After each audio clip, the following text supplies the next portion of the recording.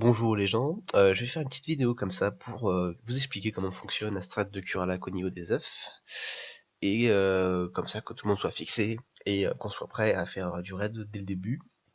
Et que ce soit pas un peu le foutoir comme on a fait hier soir. Enfin bref, passons. Hop.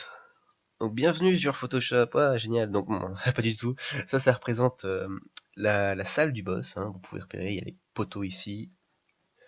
Et il y a enfin intérieur à côté du boss et les 6 autres poteaux autour.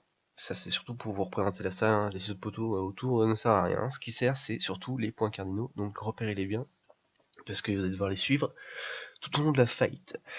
Donc, première chose à savoir et pas des moindres, le boss va implémenter plusieurs sorts. Le sort le plus important pour vous, le DPS même tout le monde, c'est un sort où, je ne sais plus c'est quoi son nom, excusez-moi pour ça, mais il y aura des espèces de traits blancs, enfin de traits blancs, d'arcs blancs qui vont tourner autour du boss pendant son incantation, et, euh, et vous devez repérer ce sort parce que à chaque fois qu'elle va le faire, paf, un œuf va pop, un œuf va pop.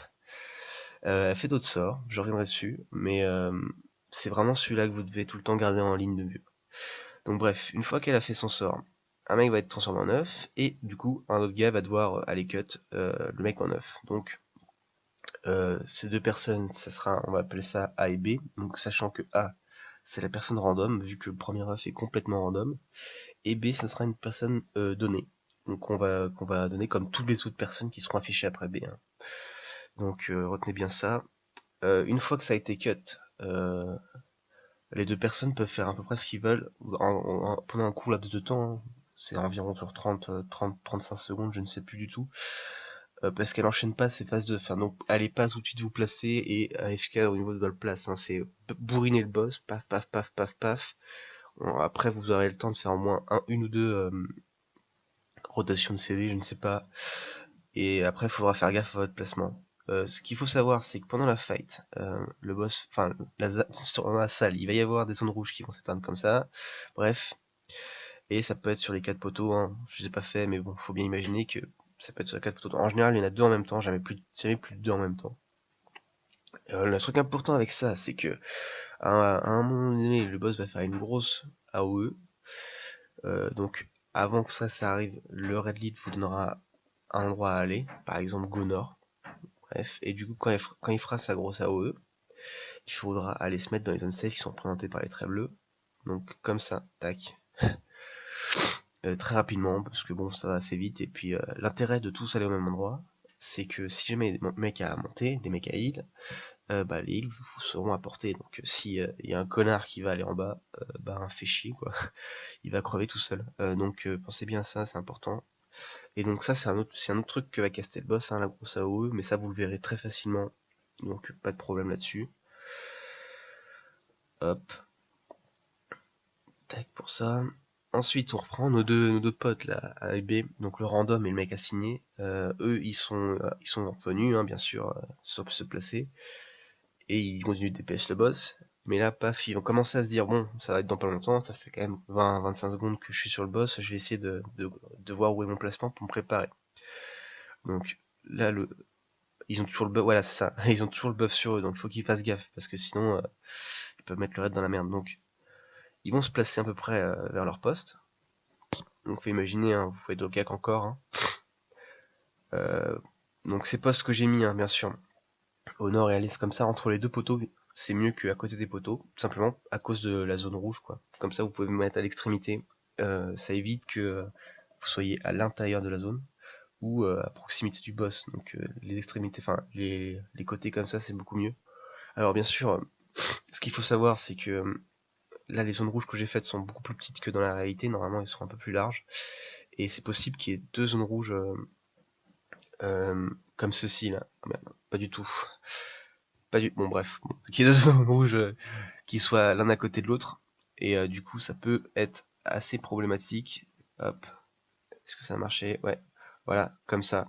Et du coup, le mec qui sera ici, lui, qui est là, il aura juste à se déplacer un peu plus bas. Bon, il sera plus près du boss, mais c'est pas grave tant qu'il reste pas dans les zones rouges, à une distance à peu près honnête. ça pose pas trop de problèmes. Donc vous inquiétez pas là-dessus, hein, mais essayez juste d'être en dehors des zones rouges. Hop, on continue. Donc là après pareil, le boss quand c'est très blanc, donc je rappelle, hein, le boss 52 sort en dehors de la grosse zone, hein, où il faudra se mettre dans les zones safe. Il y a celui avec les traits blancs et le siphon qui fait en face de lui avec un rayon noir. Celui-là vous en foutez, c'est au roulet tank même. D'ailleurs, ne cuttez surtout pas quand il fait ça, hein, parce que sinon vous allez reprendre l'aggro. Ça j'en reparlerai. Donc il va faire ses traits blancs. Une fois que ça sera fait, paf, les deux vont se transformer en œufs, et là ce sera autour de deux autres personnes, donc CED, qui sont des personnes données elles aussi, qu'on nommera à l'avance d'aller les cut. Donc là, rien de bien compliqué, il faut qu'ils fassent très attention quand ils cut, à être bien orientés vers le mec, vers l'œuf, parce que si vous faites un vieux cut pourri et que ça traverse le boss, il y a de fortes chances que ça arrive en même temps qu'un siphon ou qu'une connerie, non, pas forcément, mais il y a de fortes chances que vous puissiez reprendre le boss, parce que les cuts monte énormément votre aggro et ça nous fout clairement dans la merde quoi si vous faites ça.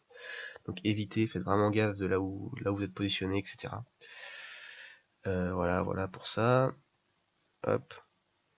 Ensuite, on reprend nos placements. Là, je réexplique, hein, mais bon, en gros, il s'est passé plein de phases avec les grosses zones. Hein, bref, ça, ce sera pour la prochaine phase où le boss va incanter. Ce sera comme ça que vous devriez vous passer. Donc, entre les deux poteaux. Hein.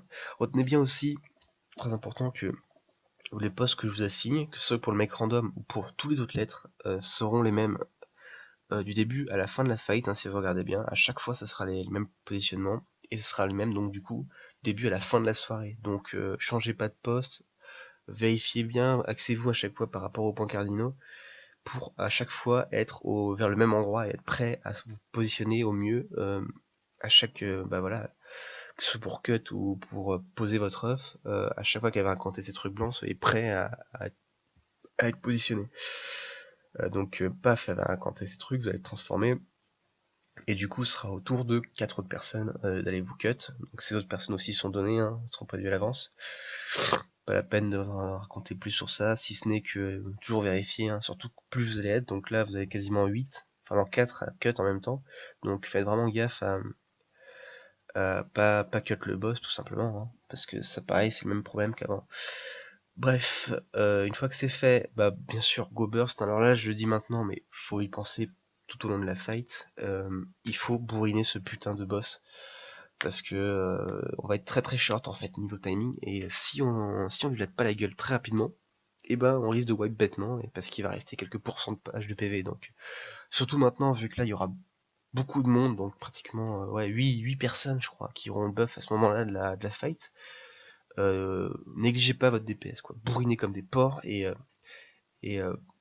accordez le minimum de temps possible aux œufs quoi. Même si c'est important, essayez tout le temps de prioriser le DPS. Bref, une fois que vous maîtrisez, hein. Donc là on retrouve nos mêmes postes qu'avant, hein, bien sûr, tac tac, ABCD. Et là sauf que la différence c'est que les personnes qui étaient en train de cut avant là, ces quatre là, cette fois-ci, au lieu de se placer, on sait pas où, ils vont aller avec C. En fait, ils vont descendre tous sur C pour former un joli paquet, très mignon.